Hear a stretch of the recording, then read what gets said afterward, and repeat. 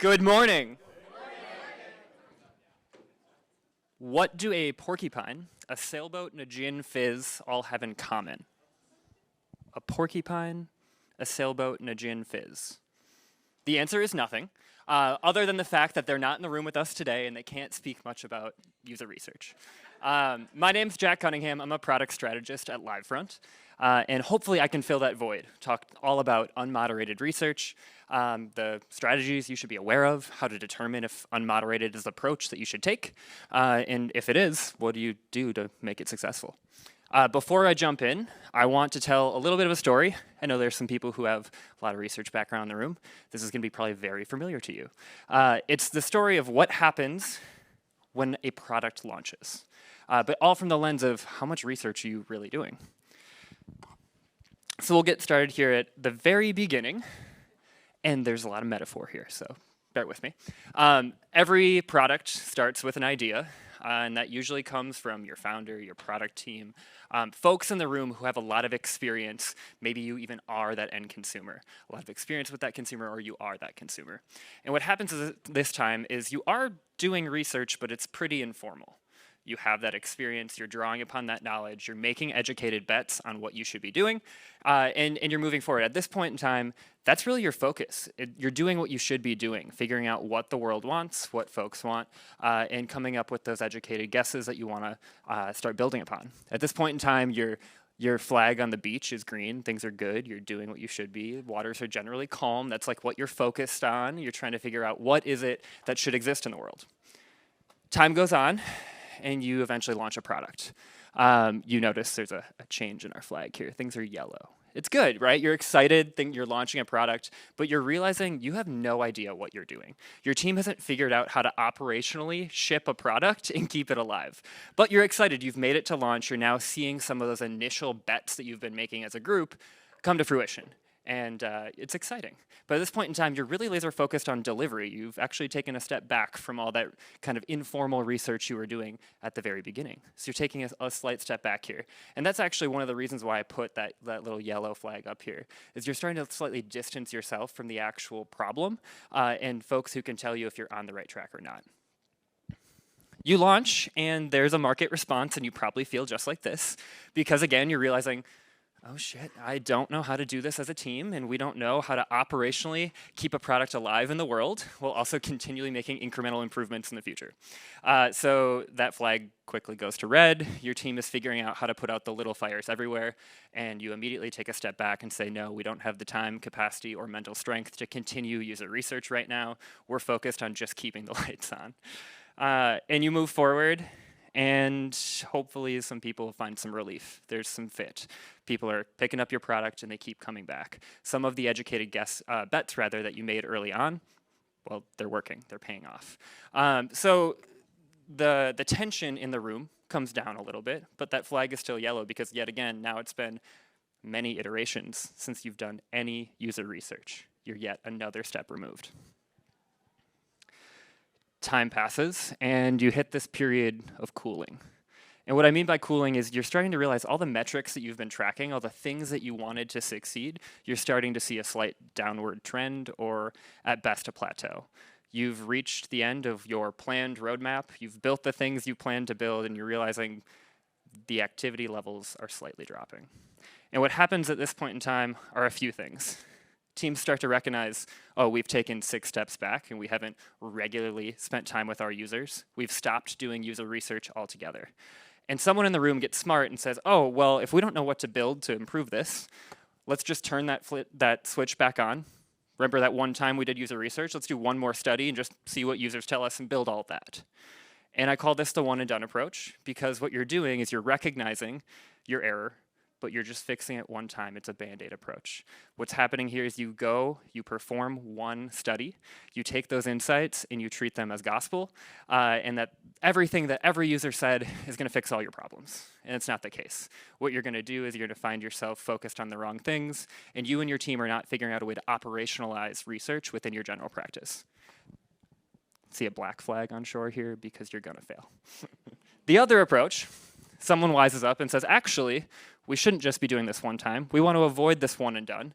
But we don't know how to do that. But actually that one person in the room does know how to do it. So let's just pepper them with all of our requests. Hey, can you help me figure out how to research these questions? Can you do it all for us and for all of our team?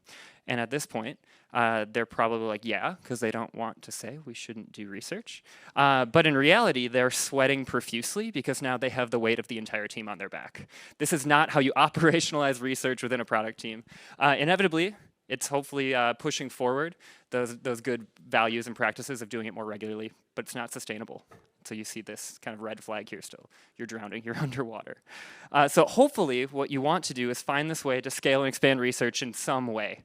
It's going to continue to be rough and dirty, and that's okay. Some research is better than no research. So what I want to do today, like I mentioned before, is talk about in this scale and expand area, how can we identify what are the strategies we as a product team who maybe don't have a well-versed experience or history with user research. What should we know? What strategy should we be familiar with? Identify when can we use unmoderated testing as a way to scale those efforts so we aren't spending all of our time coordinating your calendars with your participants or your possible users. And then figuring out if the approach that you are presented with should be done unmoderated, how can we do it successfully? So I'll start here first with the strategies that we should all be familiar with. When folks try to get first kind of break into user research, it can be really daunting. You do a Google search and you see that there are like 150 different methods that you should be an expert at and figure out how to expertly pull off every single time. And that's just not the case. When we talk about research at Livefront, we talk about it in sort of three main buckets. This idea of exploratory research, trying to figure out what problems exist out in the world and evaluating if they're worth solving.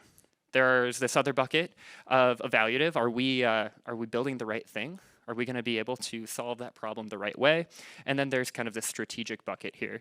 Are we going to be able to accomplish it in a way that's sustainable and good for the business?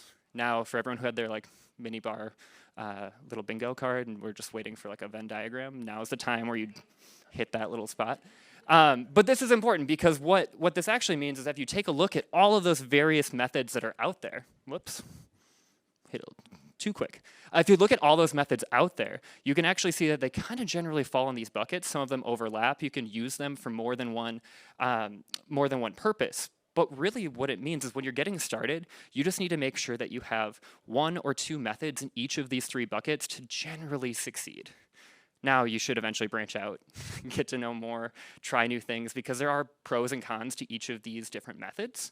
But generally, we like to say, let's get started with having one or two in each of these three categories to feel like we're headed in the right direction. So with that understanding that you don't need to know every single methodology out in the world, how do we know if we want to take one of these and free ourselves up from some time? When you have a moderated approach, you know that you are taking so much time out of your day to prep for it, schedule time with users, and then get someone who doesn't show up, and you're like, well, here's an hour and a half on my calendar that I get back, but I'm not being successful with. So we have taken a look at all of those different methodologies that fall into these three categories and built sort of a decision tool or a decision tree to identify if it maybe is the right time or scenario to explore those unmoderated approaches. May it be using remote proctoring tools or survey techniques. However you want to approach it, this decision tree can help you figure out if it's the right time to go unmoderated. So the first question that you should be asking yourself is that question of what are we trying to learn? And it really comes back to those three sections of that Venn diagram. Are we looking for something that is exploratory, trying to figure out what problems are out there that are worth solving? Is it evaluative? Are we doing it the right way? And strategically, how will this stand up? Will it be effective in the market? And really what it comes down to is you want to ensure that you're kind of staying away from those times in which it's exploratory. Because when you're trying to answer exploratory questions, you don't have enough of that foundational knowledge to ensure that you're setting up an unmoderated test effectively to get to the insights that you and your team want. Exploration requires you asking that why 12 times. You need to go down rabbit holes with users to understand the problem space that you're acting in. In an unmoderated study, you aren't there. You can't react and be responsive to the topics that come up. So if you're trying to dive into exploratory research in an unmoderated fashion, you're likely to not get deep enough to really develop insights. So in this case, if we have determined that, hey, what we're trying to ask and answer is evaluative or strategic, we continue on to kind of the next step in this decision tree. And it's, have you studied these things before? Have you asked these questions in other studies, or is this the very first time that you and your team are exploring this? And really what we see here is that the best and most successful unmoderated studies are follow-on. They're not the first in a series of research. You're trying to get an answer to a more nuanced question that you have a hypothesis about already. You're not trying to identify, for the very first time, exploring a new area that your product could be operating in. So if you are falling into this no category, no, we've never tested or tried to answer this question before, consider going with another approach. A moderated approach is likely going to be your better option here. The next is taking a look at your participants, the population that you want to hear from, and asking how engaged are they? And what we've found is that if you have some folks in that low engagement category, it's tough to get in front of them, it's tough for them to show up, you're getting lots of no-shows, you're trying to, or really struggling to get feedback from them. Really, that's the area where we also shy away from unmoderated research. Reason being is that when you do get someone to show up, you want to get as much information from them as possible because they're hard to hear from. So if you end up having that kind of lower engagement set of folks, users, we definitely highly recommend going with another approach. But if you do have generally responsive people who are willing to show up and talk to you and want to share their thoughts and opinions, this might be an effective way to scale your work. Next, we also evaluate how much ground are you trying to cover within this study. And really thinking about this from how much of your product are you wanting to get in front of people? Are you trying to give them the entire gamut? Or are you focusing in on 2 or 3 areas where you think you have some developed thoughts that you'd like feedback on? Well, surprise, left-hand side is the area where we say don't go there. If you're trying to give them the entire product, what you end up doing is failing to have enough coverage in those same areas of your product. You're looking for patterns. When you have multiple participants, you're looking for patterns between their feedback. And when you give them an entire product, everyone's going to have a different experience. They're going to go down a different rabbit hole. The thing that sparked them to go down that rabbit hole will be different. So you have a much harder time comparing data to come out with like a really effective insight from that study. So we really recommend focusing in on just a few areas of your product if you're going to go with an unmoderated approach. And then the next question here is scale. How many people are you trying to hear from? If you're comfortable hearing from just 5 to 8 folks, again, we're on the left side here, so surprise, it's not the approach for unmoderated. Really what unmoderated does well is allows you and your team to capture information from more of the masses. When you're looking for a more representative sample of your consumer base, unmoderated approach can be a really great way to do that because you don't have the time in your week to say, I'm going to block out every single hour to talk to someone new. An unmoderated approach allows you to do those things in parallel. Every single table in here could be completing a study that we run right now, and I could be spending that time on the back end, maybe spending 4 or 5 hours looking through that data and understanding what's going on. Where if I were to set up time with each and every one of you, we're juggling calendars, we're juggling technical issues that will then ruin the second interview that you're about to conduct. So when you're comfortable with just 5 to 8 here, it is better to just sit down and spend time with them because you can continue to ask those follow-up questions. But if you are looking for that more representative sample of that larger population, this could be the approach for you. And then finally, what are you going to show them?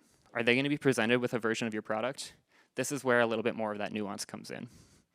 So there are times in which you might want to just be hearing from folks. Tell me a story about when you engaged with a competitor. Or tell me a story about the last time you used a product where you're not actually showing them any sort of stimuli. So over here on the left, no, we're not going to really show them anything. We just want to hear from them. Kind of these first 3 here on the left are the sweet spot. Continue to be the sweet spot, and here's where I'll deviate and say, if you have a really large nuanced prototype, again, this is not the time to go with an unmoderated approach. Similar to what I was talking about before, when you give them the whole product, you have to spend time building that nuance into asking the questions at the right time so that every single person is having a similar experience so you can compare that data across different sessions and different participants. So in this case, if you are focused on giving them a small, tight prototype, we don't want to show them anything, we just want to hear from them. them. Or we want to test just a couple things in our actual real product. This is where we talk about and evaluate what's the level of maturity of that stimuli that you're presenting them, and how many different kind of dynamic rabbit holes are there that they're going to go down to ensure that you're asking those questions at the right time and know that you're getting the data that you need.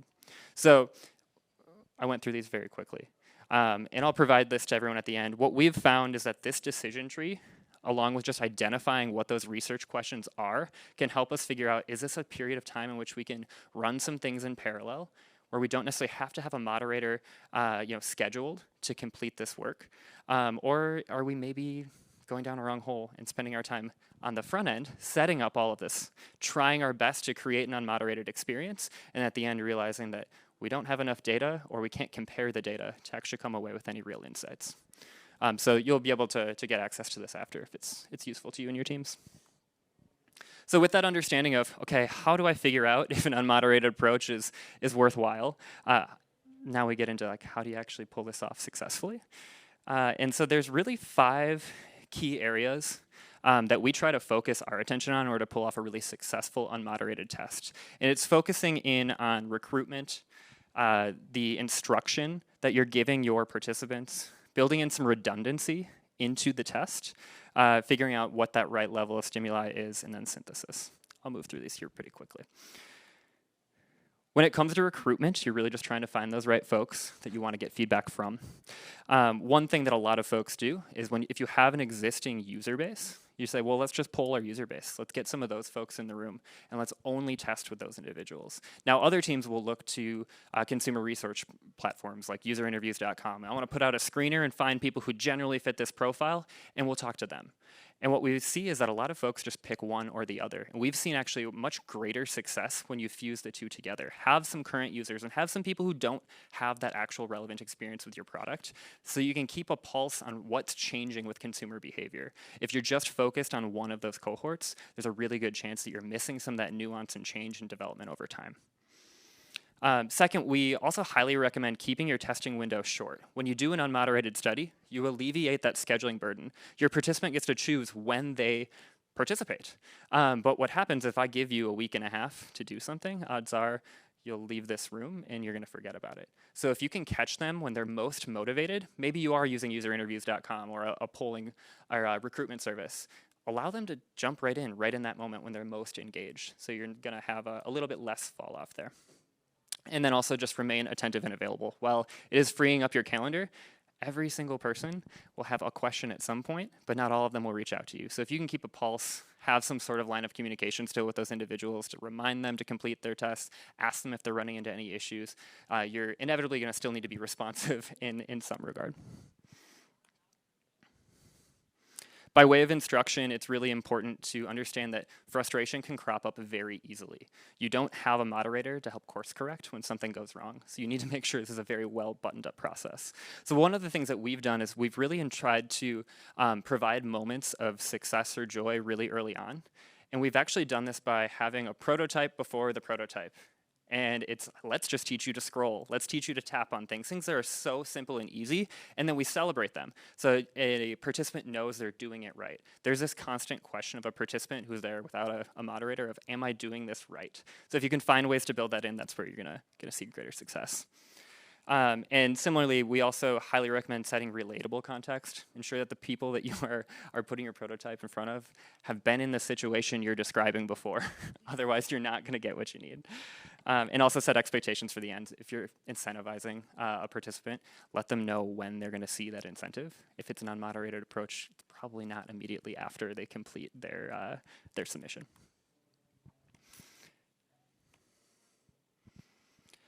Also highly recommend building redundancy in. So one of the things that you oftentimes miss out on in an unmoderated study is asking that deeper question of why. One of the ways we've been able to get some of those similar insights in the studies we've run are providing opportunities to ask that same question 3 or 4 different times. Now, don't do this with every single question you want to ask. Pick out the ones that matter most to your team, because otherwise you're, again, going to get people to fall off. But finding different ways to ask them about it again is really, really important to get that why. In that, acknowledge you're being redundant. Some people will get to that next question and be like, I already told you the answer to this, and just move right on. So what you want to be doing is saying, like, you may have already explored this area and told us a little bit about this, but can you tell us more, expand upon that previous answer, rather. It's going to really help ensure that you're getting that deeper why. In terms of the stimuli, you want to be really judicious about what you put in front of folks, and ensure that if you're giving them a prototype, it matches the platform they're on. Anyone an iPhone user in the room? Cool. How many of you are comfortable with an Android? Exactly. 2, 3 people, and you probably have both phones maybe? Like you were forced to figure that out? We've seen a lot of fall off of like things like the sharing icon on Android doesn't connect with people on iOS, and that can just ruin your test. It's not that it's actually going to ruin your product, it's that the nuance of the stimuli you presented to them was just wrong and introduced some friction in that experience. And then, similar to before, you really just need to keep it tight to not overwhelm them. Don't give them every possible option to tap on if it's not what you care about hearing about. So you can remove things. Maybe there is a link in your product in the real version, but remove it because you don't need them to go down that rabbit hole and ask questions or provide you feedback about what you don't want to hear about. You don't have that ability as a moderator to course correct and get them back on track. And then last year at Synthesis, really spend time at the beginning figuring out how are we going to report out on this? What data do we want and how are we going to talk about it? One of the things that we've done, knowing that you have a much larger audience or population when you're going with an unmoderated approach, is picking out the things that you want standard responses for. Have them speak aloud, give you your response, but then also tell them on a scale of 1 to 10, answer this question. Or have them fill out a survey of some structured response at the end so that when you get to the point of like, let's get a quick read on this data. We haven't pored over it all yet. We haven't watched all of these sessions. That you have a general understanding of what's going on before you spend those hours pouring into it. In that same regard, if you are asking them to complete survey responses, see if you can get them in a scenario where they're speaking their answer first and then go in and they type something up or select an answer. What happens when you ask someone to fill out a survey or select an answer, they're confronted with their logic or maybe the lack thereof. If they are really going to make a gut reaction, they're going to get to that open form field that says, explain your gut reaction, and they're going to change what they would actually do. So favor the oral response, but find ways to have that structured data there still to make your life easier when it comes to synthesis. And then last, set expectations with your stakeholders. When you report out on what you found, you need to show them the limitations of this type of research. There will be follow-up questions. You will not have the answers to every single thing that someone asks or pokes a hole in. And that's good because it's going to get you another opportunity to run another study. So you should be sure that you're setting those expectations so that, yes, I want you to ask questions and poke holes. We should come to consensus together. But feel good to say we don't have an answer to that yet. And this method or this research didn't cover it.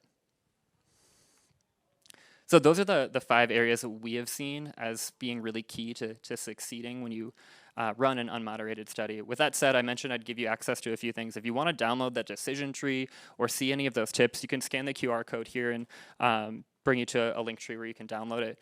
But there's a bunch of other folks from Livefront here today too. You can check out talks from them. There's other content in there that you can get access to for design, engineering, strategy, all that kind of stuff. So definitely check that out. But yeah, that's kind of what I wanted to touch on here. If we have time, I think we got a few more minutes. Anyone has thoughts, questions? Let's do it. Yeah.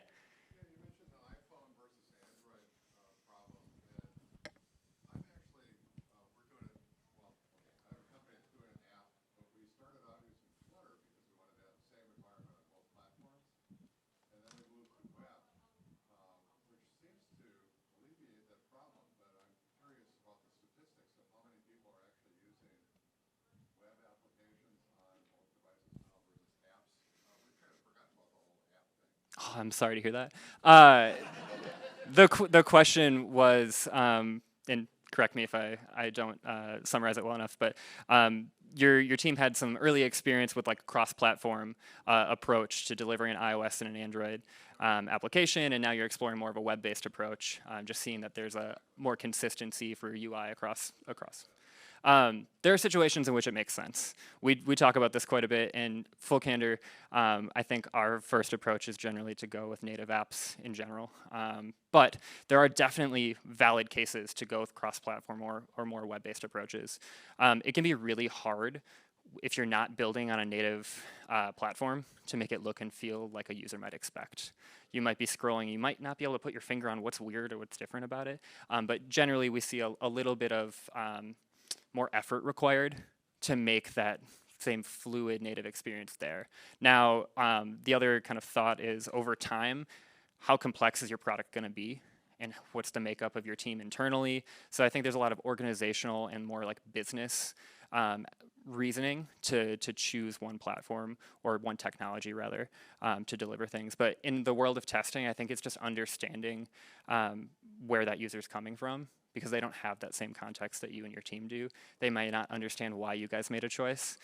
So I would say that it's important to keep an eye out for if that's actually impacting that user experience and to what level are your consumers really taking a look and recognizing that look and feel change. But I think it's, cost of managing that product over time is one of the big reasons that people jump between platforms, and like that look and feel and consistency. I think there's might be other people in the room too who have thoughts on that if anyone wants to build on that, or if you have other questions.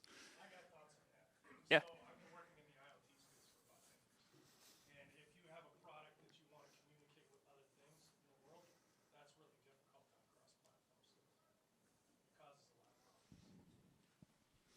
Yeah, device integrations are really big. If you need access to native APIs, you're always beholden to the platform to, or the library to support it first. Another, I guess, kind of argument against a cross-platform approach is, let's say iOS or Apple or Google come out and they change something pretty fundamentally about the UI of system components. You're still beholden to then that platform to update first, so that then you can update your app to get that out there. So there's the possibility of a month or two where your app doesn't fit a new screen size right. You're really just kind of tying your destiny to someone other than you and your development teams at times. So that's a concern that some people are weary of. Any other thoughts or questions? We all noticed that those were waves, right? I was a little worried about that. Yeah, Yeah, go ahead. new topic. So you mentioned evaluative research is maybe a good fit for unmoderated. So that's answering the question, are we solving the problem the right way? Mm-hmm. Can the scope of that be like too big for unmoderated? Like if you're trying to answer like a really big, okay, that's what I'm curious about. Yeah, so the question was, if you're exploring an evaluative approach, we'll get there. Can it be too big to go unmoderated? And the answer is totally yes. I think it comes back to how many dynamic avenues are there that a participant could travel, and ensuring that you give them the opportunity to navigate those on their own. But if everyone's navigating them in a different way, you're not going to be asking the right questions at the right time to compare all those different experiences. Where if you are in more of a moderated approach, you can ensure that you're asking those questions at similar times, getting the nuance of why someone took an action or why they didn't take an action. So yeah, there is definitely, you want to keep it as tight and narrow as possible still. Is the best way to like break up the scope? Is the best way to kind of like break up the screens or like the amount of the user experience that you're testing, or like could you break it up in other ways where like maybe you test with a specific like persona and like keep it small that way? Yeah, I think it comes back to the research questions. So I think that's, what are you trying to solve for? What do you guys not know yet? And make the determination from that, because that will tell you which flows need to be there and which flows don't need to be. Curious about the redundancy piece. When you're asking the same question 3 or 4 times, do you omit the why after the first ask? Or how do you keep that tight, repeating the same question? Yeah, so the question was redundancy. At what point are you losing the why? Is that, yeah. So I think what we've seen work really successfully is say, hey, I'd like you to go explore this area of the product and tell me all the stuff that you like, don't like, talk about your experience. and then later on, have them return to a specific portion of that experience to expand upon it. So it's not necessarily saying like, I'm gonna ask you the exact same question and just like change a couple of words, but more or less kind of like starting to focus in a little bit more and more. One of the things that's really important too is, again, for your team to have hypotheses about that feature. So start broad, start wide, let them give you some information, and then as you get a little bit deeper, further into that redundancy, that's when you can maybe present them with your hypotheses and give you kind of the go, no go, or somewhere in between, because you haven't kind of tainted those early responses. Art, not a science. Yeah, go ahead. I'm sorry to ask again, but could you talk a little bit about what you think about online versus in-person research and maybe individual versus group research? Yeah. So the question was, can you talk about online versus in-person research and the kind of individual versus group? I'll start with the second. So individual versus group. Generally, the approach we take there is if the individual who will be using your product is making decisions in a group setting, it might be worthwhile to have that social pressure around you. However, if it's really likely that they're going to be an individual in that experience, going the more individual route will be more true to what will be happening in the real world. So I think that's one of the bigger arguments away from like a focus group, right? Is I'm going to build upon what someone else said in the room, or what they said might now strike a chord with me. And in this moment, I think that way, but I might not act that way. So seeing the differences between me articulating an action and actually like the ambitions of taking it. So yeah, I think oftentimes one of the questions you ask is, will they be making this decision in a group or not? Online versus in-person testing. There's a lot of advancement in online proctoring and remote moderating. And we use quite a bit of it at Livefront. And there's times in which it's great, and there's times in which there's huge drawbacks. One platform we really enjoy is Lookback. It lets you set up tasks. It lets you give access to prototypes, lets them kind of run with it, and records the experience. There's some drawbacks to it where you can't really get good structured data, but it does give you kind of good transcripts. There's pros and cons to all those online tools. The important thing to figure out is, I guess our view is there isn't one that's like the best out there. It's understanding the deficiencies of it, and it might mean you're adjusting your prototype to make up for those deficiencies, or you're building in really goofy additional steps to explain away an issue of that remote proctoring tool. One thing that I mentioned that the prototype before the prototype that we show folks to teach them how to swipe and scroll, that was because we were trying to get over some of the limitations of the online proctoring tool, and people need to know that not everything's gonna be clickable, or you might have to scroll a little bit where usually you wouldn't have to scroll a little bit to see your bottom nav bar. So different nuances like that are really important to recognize. And in person, you just get that ability to help course correct a little bit better.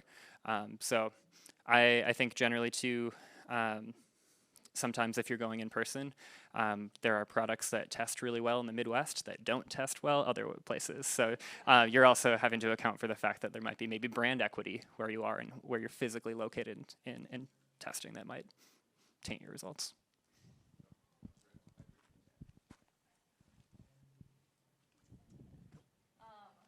So avoiding the one and done problem, do you think, is it best to like run the same set of unmoderated research like just over a consistent period of time at a consistent frequency, or does it kind of get triggered by like a change in the user experience or like a significant change in the market or whatever? Like what triggers, is it trigger based, or is it kind of just like over a period of time?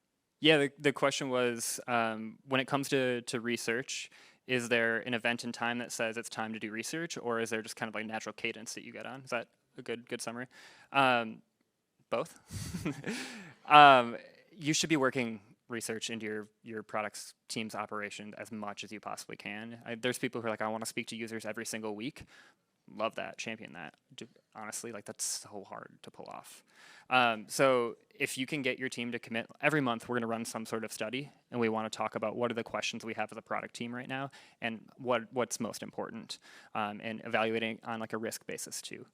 So I think that's like a pretty real operational point. I know there's a talk today that's talking about like not losing your mind while trying to get research going and operationalizing it. So plug for whoever's talk that is.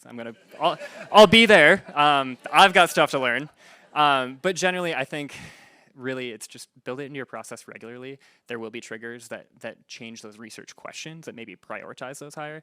But if you can just get into that regular cadence, that's how you're going to do better. And part of that too is ensuring that other folks on your team have access to viewing the process of running studies. Like at Livefront, like we share that responsibility between our product management, design, and strategy team to figure out how do we run these more frequently, so you don't have that single point of failure. You don't have that person who's like drowning underwater because they're being tapped so often to run studies. And when you're overexerting one individual, you're probably not getting the best research that you could be. So just doing it more regularly gives people the ability to be a part of it too.